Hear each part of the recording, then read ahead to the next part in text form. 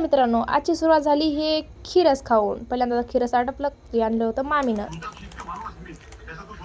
दे ना, दे ना एक पाहा दे. हाय काय काय खाऊ का?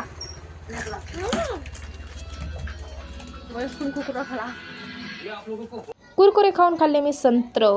आणि नंतर पाहिला आशी पारशीचा पिक्चर, ज्याला पाहून मला खूप जास्त दुःख झालं.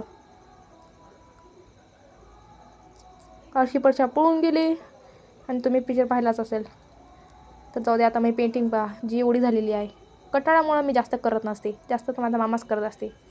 आता मस्त आलं, कारण की आता मी चालले आईला घ्यायला गाडीवर. पण त्या दिवशी तर आम्ही गाडीवर जावं लागलं, लगेच पडलं दपाड खाली. तुझं काय म्हणणं आहे? काळी जाऊ नको.